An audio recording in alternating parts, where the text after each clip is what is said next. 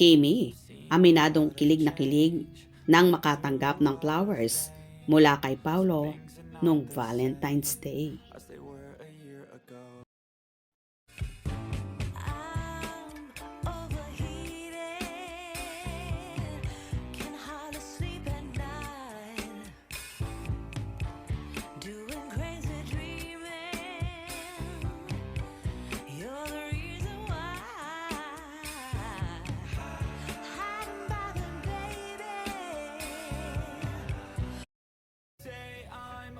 Ngayon pa lang, biti na ang Kim Paulandia sa magaganap na world tour na magka-love team at rumored lovebirds na sina Kim Chiu at Paolo Avellino.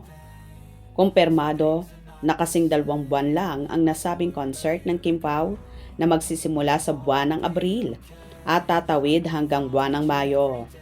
Ibinahagi ng Dreamscape Entertainment sa kanilang Instagram post ang dates ng show ng Kim Pao na magsisimula sa April 24 sa Redwood City at susundan naman ito sa April 26 na gagawin sa Anaheim. 2 rin ang show ng Kim Pao sa Canada na uumpisahan sa May 1 sa Edmonton at didiretso ng Toronto sa May 3. Mababasa sa ilang comments ang pakiusap ng ibang fanay abroad na dalhin ang show sa kung saang bansa sila nagtatrabaho o naninirahan. Please consider nyo naman po Hong Kong. Marami pong gustong makita kayo. Good luck Kim Pao. Sana marami pang country pupuntahan nyo.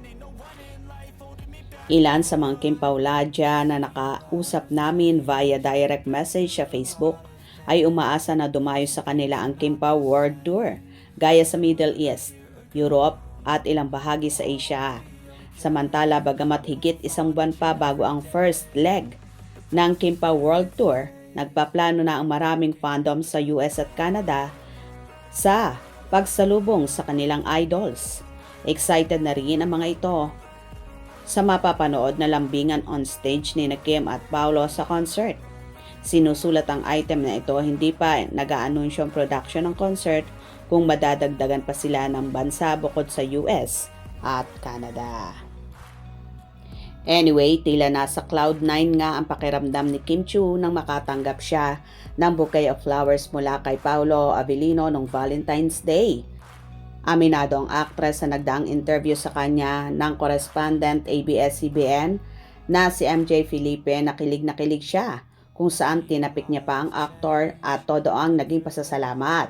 Nagbalik rin ng tapik ang aktor sa dalaga at sinabing, "You're welcome," kung saan so cute talaga ng Kim Pao pagmasdan. Umamin din si Kimi na last year ay nakareceive din siya ng bulaklak mula kay Paolo at hindi naman ito idinanyay ng binata. So, at least hindi mo nakalimutan si Kim padala ng flowers.